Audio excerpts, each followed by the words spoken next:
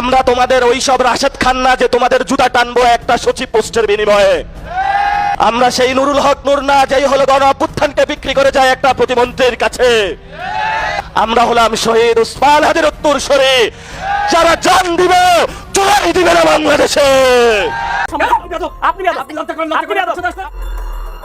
যার হয়তো এমনিতে নিজের যোগ্যতায় একটা কেরানির চাকরি পাওয়ার কথা না, নিজের যোগ্যতায় একটা কেরানির চাকরি পাওয়ার ক্ষমতাও যার নেই, সেই আজ ক্ষমতার মসনদে বসে পুরো দেশকে বুড়ো আঙুল দেখাচ্ছে। ভাবছেন কার কথা বলছি? কথা হচ্ছে বিএনপির নব্য ক্ষমতাধর নেতা রাশেদ খানকে নিয়ে। রাজনীতিতে পদ পদবি পাওয়ার পর কিভাবে একজন মানুষের অহংকার ও ক্ষমতার দাপট আকাশ ছুঁতে পারে তার বাস্তব প্রমাণ হলো এই রাশেদ খান। জনগণের টাকার বেতন নিয়ে ক্ষমতার গরম নিয়ন্ত্রণ হারিয়ে আজ তিনি দেশপ্রেমিক আলেম ওলামা, বীর মুক্তিযোদ্ধা, এমনকি অন্যান্য জনপ্রতিনিধিরও তুচ্ছ তাচ্ছিল্য করতে দ্বিধাবোধ করছে না।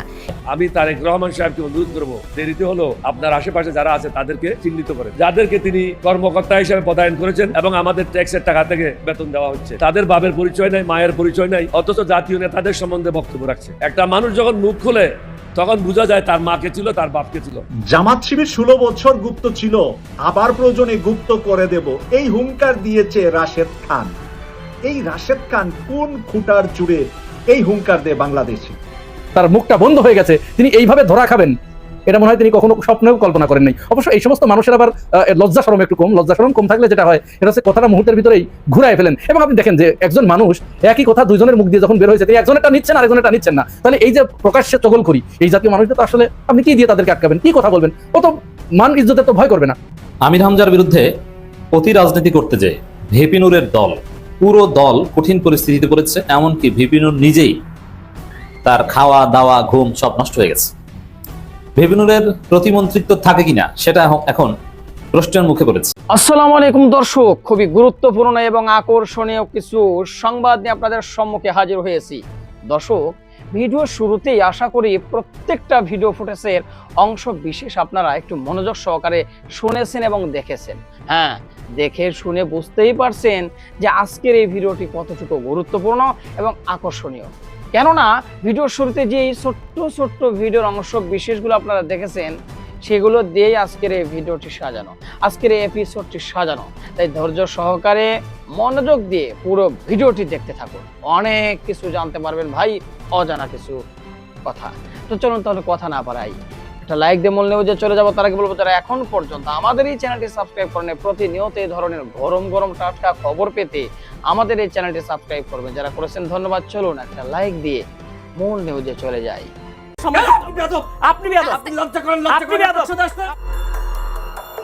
যার হয়তো এমনিতে নিজের যোগ্যতায় একটা কেরানির চাকরি পাওয়ার কথা না, নিজের যোগ্যতায় একটা কেরানির চাকরি পাওয়ার ক্ষমতাও যার নেই, সেই আজ ক্ষমতার মসনদে বসে পুরো দেশকে বুড়ো আঙুল দেখাচ্ছে। ভাবছেন কার কথা বলছি? কথা হচ্ছে বিএনপির নব্য ক্ষমতাধর নেতা রাশেদ খানকে নিয়ে। রাজনীতিতে পদ পদবি পাওয়ার পর কিভাবে একজন মানুষের অহংকার ও ক্ষমতার দাপট আকাশ ছুঁতে পারে তার বাস্তব প্রমাণ হলো এই রাশেদ খান।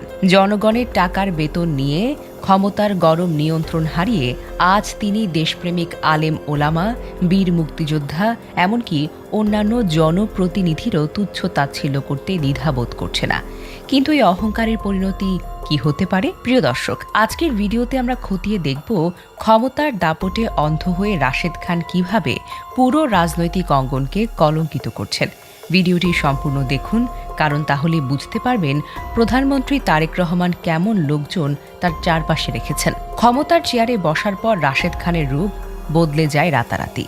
বিশেষ করে প্রধানমন্ত্রী রাজনৈতিক সহকারী হওয়ার পর থেকে যেন সাপের 5 পা দেখেছেন এই নেতা। এনসিপি নেতা সরোয়ার তুষারকে প্রকাশ্যে টকশোতে বলে বেড়াচ্ছেন যে লোকটার কেরানির চাকরি পাওয়ার যোগ্যতা ছিল না, সে আজ বড় বড় বুলিয়া ওড়াচ্ছে। তারেক সাহেবের রাজনৈতিক সহকারী পদে সচিব পদমর্যাদায় চুক্তিভিত্তিক নিয়োগ পেয়ে রাজনীতির ত্যাগী নেতাদের ডিঙিয়ে ক্ষমতার মধু খাচ্ছে রাশেদ। একসময় সুযোগ সন্ধানী রাজনীতি করা, একের পর এক দলবদল, অবস্থান বদলানো এই রাশেদ খান এখন রাজনৈতিক প্রতিপক্ষ এবং দেশপ্রেমিক শক্তির ধুলোর মতো উড়িয়ে দেওয়ার হুমকি দিচ্ছেন। যে বিএনপি নেতাকর্মীদের বছরের পর বছর মামলা হামলা সহ্য করে রাজপথে রক্ত দিয়েছে, তারা আজ ক্ষমতার ছায়া থেকেও বঞ্চিত।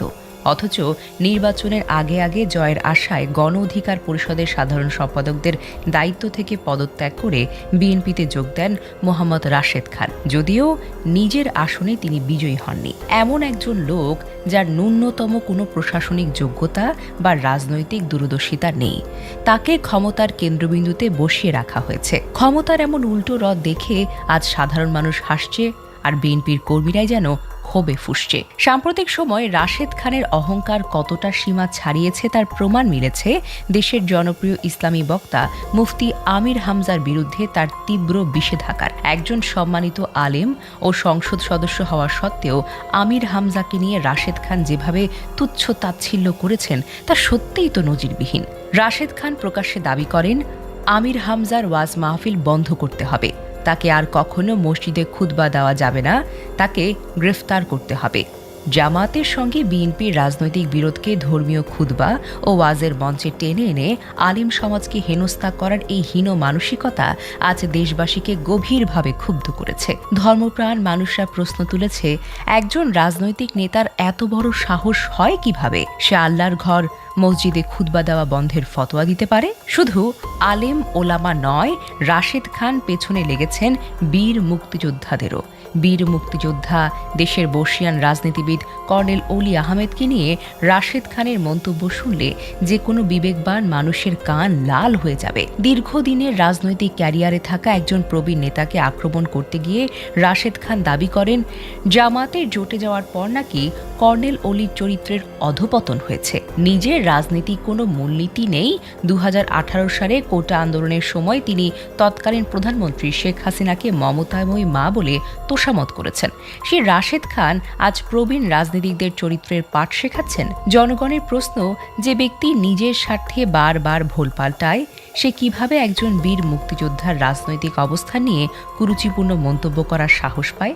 রাশেদ খানের বেপরোয়া মুখের ভাষার যেন কোনো সীমাই নেই। মাদারীপুর 1 আসনের সংসদ সদস্য পীরজাদা সাইদুদ্দিন আহমেদ হানজালকে নিয়ে কথা বলতে গিয়ে রাশেদ খান নিজের অফিসিয়াল ফেসবুক অ্যাকাউন্টে চরম অহংকারী পোস্ট দেন। তিনি লেখেন, এমপি হানজালকে নাকি চিড়িয়াখানায় রাখা উচিত, যাতে সবাই টিকিট কেটে এই অদ্ভুত প্রাণীকে দেখতে পারে।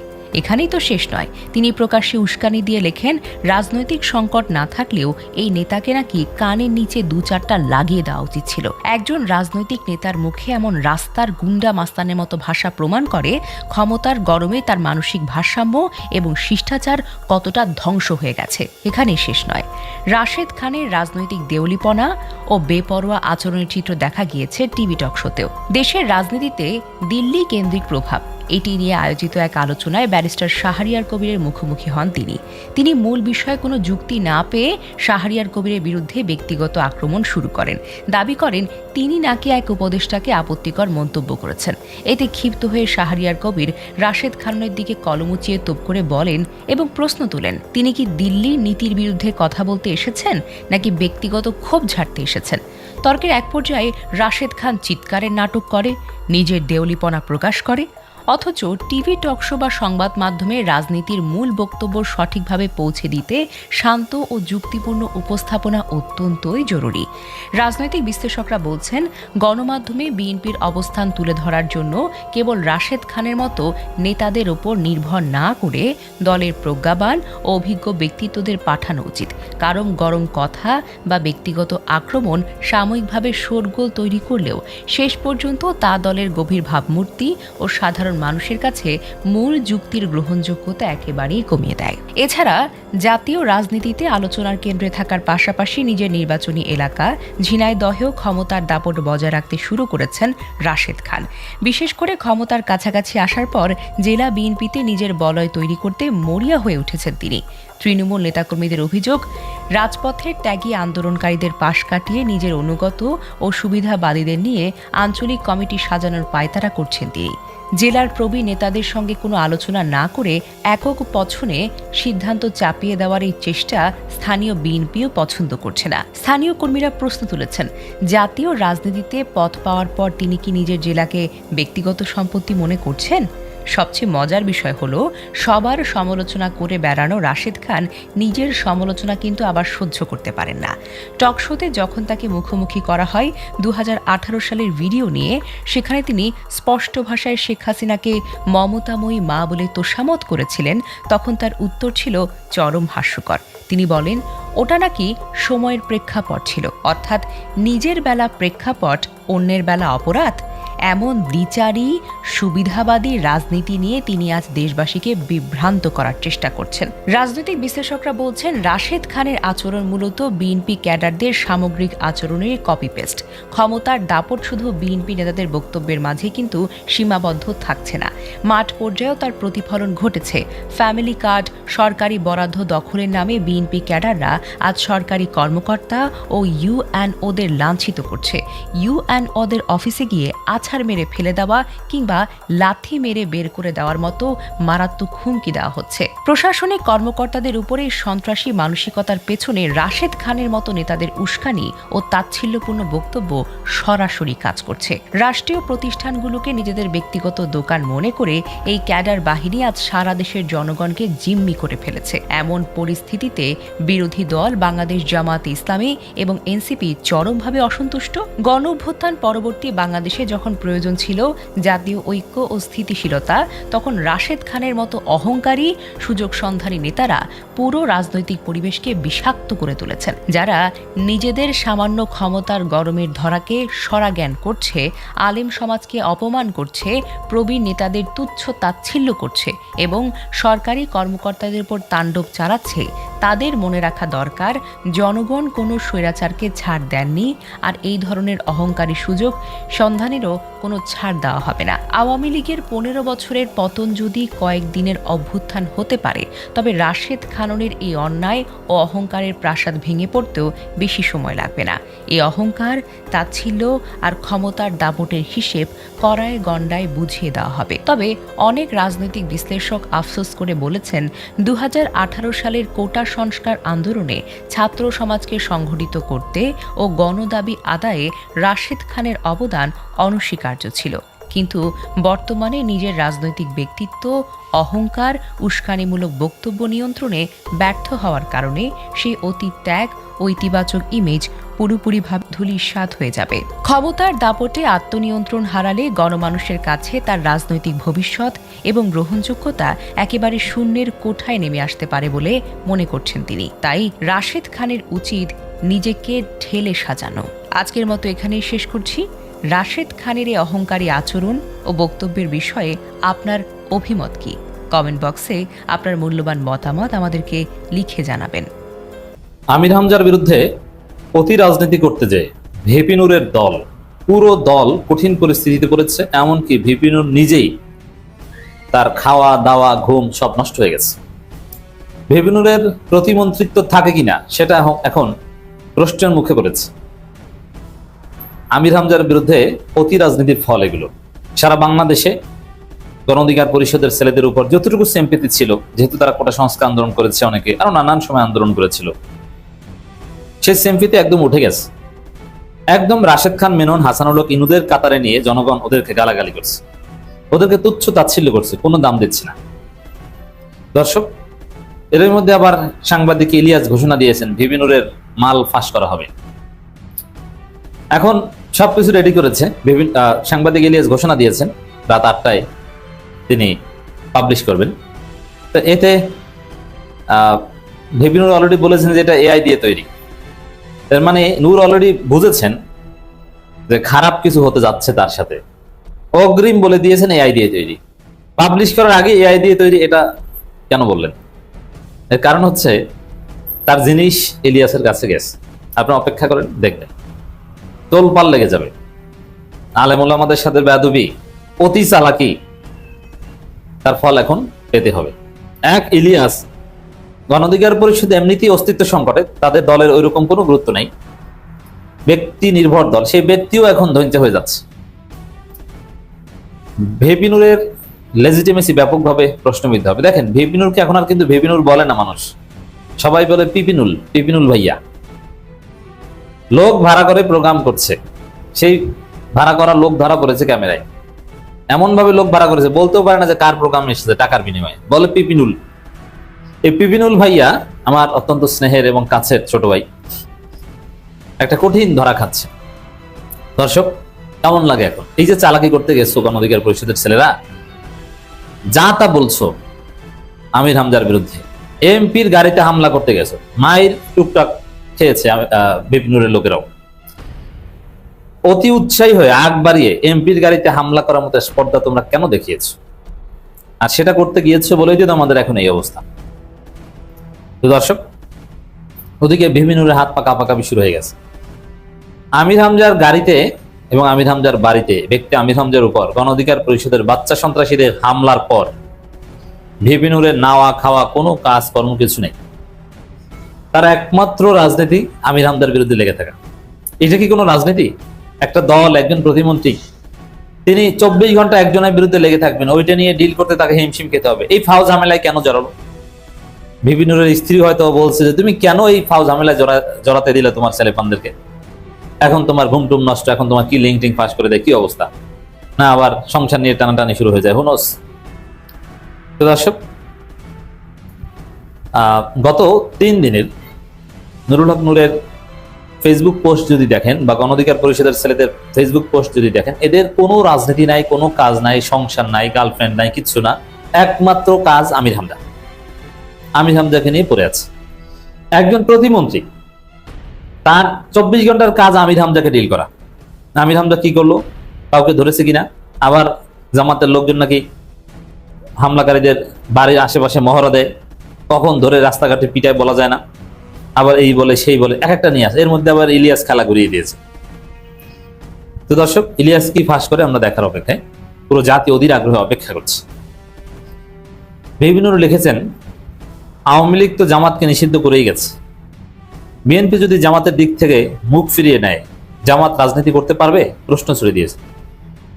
বিপিনুরকে আমি মেধাবী রাজনীতিবিদ মনে করি, কিন্তু এটা তো বাচ্চা সুলভ এবং শিশু সুলভ মূর্খর মতো একটা প্রশ্ন। আরে আওয়ামী লীগ জামাত শিবির নিষিদ্ধ করে তো আওয়ামী লীগ পালিয়েছে, এখন বিএনপি যদি জামাতের দিকে মুখ ফিরিয়ে নেয়, এটা বুঝে না যে বিএনপি তাহলে রাজনীতি করবে কাকে নিয়ে, নাম্বার 1। দ্বিতীয় হচ্ছে, জামাতকে নিষিদ্ধ করলে পালাতে হয়, তাহলে বিএনপির কি পালানোর শখ জেগেছে? তাহলে এই কথা বলে কি জন্য? আর দেখেন, নিষিদ্ধের ভয় দেখাচ্ছে, মানে কত বড় গর্ধব, মানে এদের ব্রেন কাজ করে না, এখন ব্রেন কিছুই কাজ করবে না। ইলিয়াস একদম খেয়ে দিবে। জামাতের মতো মূর্খ নেতাকর্মীরা কি এই উপলব্ধি করতে পারে? দেখেন, এখানে মারামারিটা গণ অধিকার পরিষদের সাথে, এ ভয় দেখায় বিএনপি দিয়া। আরে বিএনপি তো তোমাকে 2 দিন পর লাথি দিয়ে সরিয়ে দিবে, এটা কি তুমি জানো? তুমি নিজে বিএনপির বিরুদ্ধে রাজনীতি করেছো না? তারেক রহমানকে কটূক্তি করেছো না? পরিবারতন্ত্রের বিরুদ্ধে বলেছো না? এখন আসছো বাবা বিএনপি দিয়ে ভয় দেখাতে। আর বিএনপি কি এত বোকা যে জামাত নিষিদ্ধ করে তারা নিজেরাও আবার পালাবে? নিষিদ্ধের ফল কি? এটা তো আওয়ামী লীগ দেখেছে। জামাত শিবিরে অতি উৎসাহী কর্মীরা যতই লাফালাফি করুক, জামাত কখনো এদেশের কোনো মেইন স্ট্রিম রাজনৈতিক দল হয়ে উঠতে পারবে না। দেখেন, গাধামির একটা লিমিট থাকে। প্রধান বিরোধী দল যাদের প্রায় 80+ আসন সংসদে, তারা নাকি মেইন স্ট্রিম না, এরা মেইন স্ট্রিমের সংজ্ঞা শেখাতে এসছে। হলো কিছু, এর মানে এদের মাথা ঠিক নেই, এদের ব্রেইন ঠিকভাবে কাজ করছে না, অবস্থা খারাপ। আবার কিছু ভাড়াটিয়া লোকজনকে নিয়ে, কিছু নারীদের দিয়ে ঝাড়ু মিছিল করিয়েছে। যে ঝাড়ু মিছিল কারা করেছে? ওদের সংসার টিকবে না, লিখে রাখেন, এদের অনেকের সংসার টিকবে না। ওরা 200 টাকা 250 টাকার বিনিময়ে ঝাড়ু মিছিল করতে গেছে, ওদের প্রত্যেকের কপালে জিল্লতি আছে। তো দর্শক, আবার আওয়ামী লীগের মতো জামাতের নব্য ফেসিবাদকে হটাতে হবে। ক্ষমতা ছাড়া কেউ ফেসিস্ট হতে পারে না। জামাতকে বলছে নব্য ফেসিস্ট, মানে আসলে জামাত কি মেইন স্ট্রিম না, আবার এরা নাকি নব্য ফেসিস্ট। এদের মাথাটাই ঠিক নেই, কোনো কিছুতেই এদের কথাবার্তা আচার আচরণের ভারসাম্য নেই। দর্শক আবার লিখছে, কুষ্টিয়া জামাত নেতা আমির হামজা নাকি তার গুন্ডা বাহিনীর লোক দিয়ে গণ অধিকার পরিষদের নেতাকর্মীদের হুমকি দিচ্ছে, বাড়ির আশেপাশে টহল দিয়ে ভয় দেখায়। আমরা টহল দেওয়া শুরু করলে এলাকা থেকে কিন্তু জামাত শিবির নাই হয়ে যাবে। দেখেন, এমন কোন থ্রেট দিতে হয় না যেটা নিয়ে মানুষ হাসাহাসি করে, তাহলে তার থ্রেটের কোনো ভ্যালু থাকে না। বিপিনুর যে থ্রেট, এটা মানে এটা ভিপি নূরের এটা ভেরিফাইড আইডি না, এটা কে লেখে? আসলে নূর নিজেই লেখে, আমরা জানতে পেরেছি। কিন্তু লেখার এর চাইতে রাশেদের লেখার মধ্যে একটা গার্ডস আছে। কি হাস্যকর কথাবার্তা লেখে যে জামাত শিবির নাই হয়ে যাবে। আওয়ামী লীগ সর্বশক্তি দিয়ে চেষ্টা করে জামাতকে নাই করতে পারলো না, আর ভিপি নূরের দল, পিপি নুল ভাইয়ার দল জামাত শিবিরকে নাই করে দেবে। এক কথায় যদি বলি, এক আমির হামজার বিরুদ্ধে লাগতে যে গণঅধিকার পরিষদের মাথা খারাপ হয়ে গেছে, অবস্থা 12টা বেজে যাচ্ছে। আসসালামু আলাইকুম প্রিয় ভাই বোনেরা, আশা করি আপনারা সবাই ভালো আছেন। আজকে আপনাদের সাথে একটা খুচরা আলাপ করব, যে বিষয়গুলো ইতিমধ্যেই সামাজিক যোগাযোগ মাধ্যমে অত্যন্ত হাইপ তুলেছে এবং হাস্যরসের সৃষ্টি করেছে। প্রথমে আমরা শুরু করব নাহারিন ইসলাম খান। কিছুদিন আগে তিনি বক্তব্য দিয়েছিলেন কেন মোরগ পোলাও কেন বলা হয়, অথচ ওই পোলাওটা কিন্তু মুরগি দিয়ে রান্না করা হচ্ছে। এইটা জেন্ডার ডিসক্রিমিনেশন। এরপরে তিনি আবার আরেকটি বিস্ফোরক মন্তব্য করলেন। জামাতের আমির ডক্টর শফিকুর রহমান তিনি মা বোন বলেন। এই মা বোন শব্দটা ওনার সহ্য হয় না। অবশ্য মারদিয়া মমতাজ এটার খুব চমৎকার একটি জবাব দিয়েছিলেন যে উনি যদি মানুষের মা বোন হতে না চান তাহলে কি উনি সবার বউ হতে চান? এরপরে ঠিক একই ধরনের বক্তব্য আমাদের মাননীয় প্রধানমন্ত্রী জনাব তারেক রহমান দিয়ে বসলেন। তিনিও বললেন যে মা বোনদের রান্না করার কাজে অনেক কষ্ট হয়, ইত্যাদি ইত্যাদি একটা বক্তব্য দিলেন। এখন একজন সাংবাদিক যখন তাকে প্রশ্ন করলো যে দুজনই তো বলেছে মা বোন, তাহলে এটা কিভাবে দেখছেন? আপনি জামাত আমিরের সমালোচনা করলেন, তার মা বোন শব্দ এটা আপনার খুব বিরক্তি লাগে, আপনার কান ঝালাপালা হয়ে যায়, প্রধানমন্ত্রী তো এটা বললেন। তখন তিনি বললেন যে না, প্রধানমন্ত্রী তিনি এটা বলেছেন, এটা আমার কাছে মনে হয় তিনি অত্যন্ত নারী বান্ধব একজন প্রধানমন্ত্রী বলেই তিনি এটি বলেছেন। চরিত্র কাকে বলে দেখেন, মুহূর্তের ভিতরে একই জিনিস একই কথা, একজনেরটা তার সহ্য হয় না আর একজনেরটা তিনি গোগ্রাসে গেলেন। এটা হচ্ছে চরিত্র। শুধু এখানেই তিনি থেমে থাকেন নাই, আরো এক ধাপ এগিয়েছেন। ঢাকা বিশ্ববিদ্যালয়ের ছাত্র শিবির নারীদের জন্য পৃথক বাসের ব্যবস্থা করলেন। কেমন বাস, ওই বাসটার আগে একটু আপনারা চেহারা দেখেন এবং সেই বাসের যে বৈশিষ্ট্য ওইগুলো একটু দেখেন। দেখার পরে আপনারা বুঝবেন যে কেন তার এরকম জ্বলেছে আর তিনি কি বলেছেন। দেখুন আগে। আসসালামু আলাইকুম।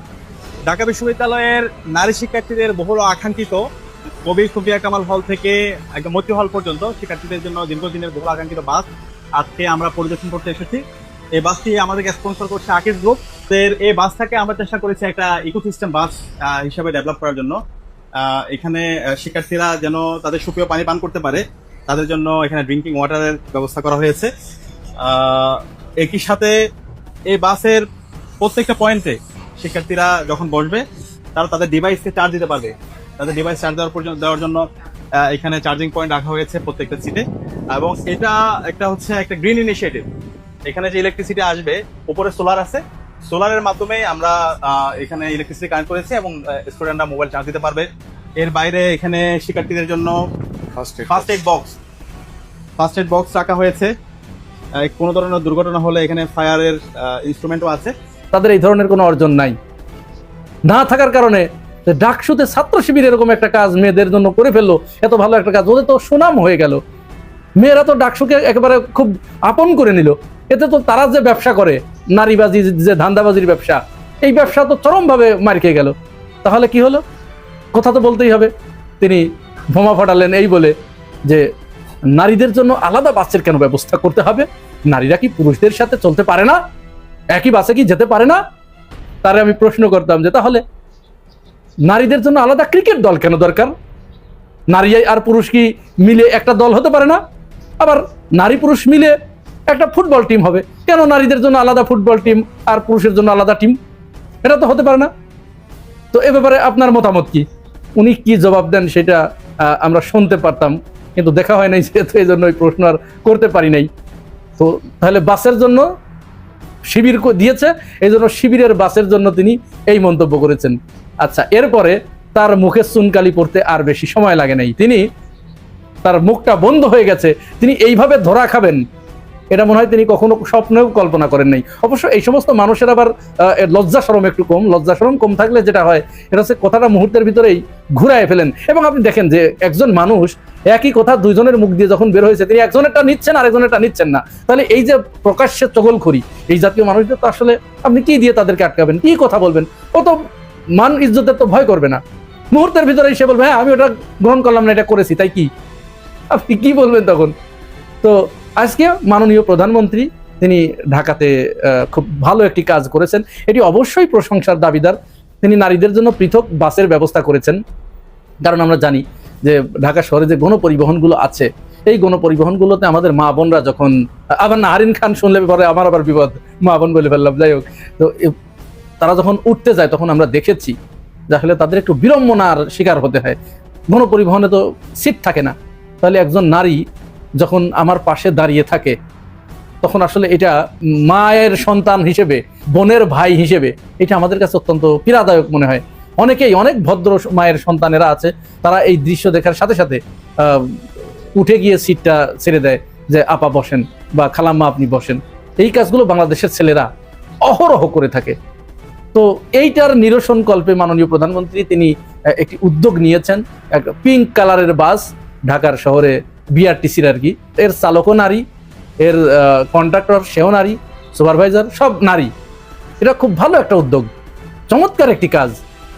এখন শিবিরের ওইটার ব্যাপারে, বাসের ব্যাপারে নারিন ইসলাম খান তিনি তো এই মন্তব্য করলেন, হ্যাঁ কেন নারীদেরকে এইভাবে লিঙ্গ বৈষম্য করা হচ্ছে, তাদের জন্য আলাদা বাস কেন দিতে হবে? এখন এই ঢাকার শহরে নারীদের জন্য পৃথক বাসের ব্যাপারে তার ওই জাতীয় মন্তব্য, ওই যে এই ধরনের একটা মন্তব্য হয়তো আজকালের ভিতরেই আসবে, কারণ তাকে নিয়ে ইতিমধ্যে এই বিষয়টা নিয়ে এত বেশি ট্রল হয়েছে, তিনি হয়তো চুপ থাকবেন না। কাজী জেসিন তাকে এই জবাব দেওয়ার জন্য 2-1 দিনের ভিতরেই ডেকে আনবে। কাজী জেসিনও আবার, কাজী জেসিন বিটিভির মহাপরিচালক হয়েছে, এমনি এমনি হয় নাই। সেও ছাত্র শিবির, ওই যে ঢাকা বিশ্ববিদ্যালয়ে নারীদের জন্য আলাদা জোন, তাদের খাবারের জন্য আলাদা একটা কর্নার করা হয়েছে, এআই দিয়ে তিনি একটা ছবি তৈরি করেছেন। এই ছবিটা আমি দিয়ে দিচ্ছি, এই যে এই ছবিটা, এই ছবি তৈরি করে তিনি প্রশ্ন করেছেন যে তাহলে কি ঢাকা বিশ্ববিদ্যালয়ের ক্লাসও আলাদা আলাদা হবে, নারীদের জন্য কি ক্লাসের এরকম পর্দা টানায় হবে? এই ধরনের মন্তব্য তিনি করেছেন। আর এই নারীদের জন্য যখন পৃথক বাস সার্ভিস চালু হয়েছে, ওইটাকে আবার তিনি কিছু লেখেন নাই, কারণ তার আবার ওইটা মনে আছে যে সে কি বলেছিল ওখানে, এর আবার কিছুটা লজ্জা শরম আছে। তো ওইটাকে তিনি জাস্ট কিছু না লিখে এই ছবিটা পোস্ট করেছেন, আর ক্যাপশনে জাস্ট দুটো ওই লাভ রিয়াক্ট যেটা, ওইটার চিহ্ন দিয়ে ব্যাস পোস্ট দিয়ে দিয়েছেন। তার মানে কি শুভকামনা জানালেন। তো এই কাজগুলোর কারণেই তো দেখেন, একই কাজ যেটা অন্যরা করলে তিনি সমালোচনায় ফেটে পড়ছেন, আর তার নিজের দল যখন করছে তখন ওইটাকে তিনি সাধুবাদ জানাচ্ছেন। তো বিটিভির মহাপরিচালক তার এমনি হয় না রে ভাই। এরা আসলে মূলত নারীবাদ এসব কিচ্ছু না, মূলত জামাত ইসলামকে বা তার বিরোধী মতকে দমন করার জন্য, তাদেরকে ঘায়েল করার জন্য এই নারীবাদ এটা একটা অস্ত্র। যেমন মুক্তিযুদ্ধের চেতনা একটা অস্ত্র, ঠিক নারীবাদও এরকম একটা অস্ত্র। ইসলামী দলগুলোর যেমন আকীদা এটা একটা অস্ত্র। এই প্রত্যেকেই তাদের নিজস্ব এক একজনের এক একটা অস্ত্র আছে, এই অস্ত্রগুলো নিয়ে সবাই মিলে একসাথে ঝাঁপিয়ে পড়ে জামাতের বিরুদ্ধে। জামাতের হয়েছে এখানে যত জ্বালা, একা হয়ে গেছে। এরপরে তো দায় চাপিয়ে দেবার সংস্কৃতি আমাদের দেশে আছেই। দর্শক, আশা করি পুরো ভিডিওটি দেখেছেন। এবার অবশ্যই আপনাদের মূল্যবান মতামত জানাবেন, পারলে ভিডিওটি শেয়ার করে সবাই দেখার সুযোগ করে দিবেন। আর আমাদের এই চ্যানেলে নতুন হলে সাবস্ক্রাইব করবেন। যারা করেছেন ধন্যবাদ জানাই। আজকের মতো এখানে বিদায় নিচ্ছি, দেখা হচ্ছে নতুন কোনো ভিডিওতে। সে পর্যন্ত সবাই ভালো থাকবেন। আল্লাহ হাফেজ।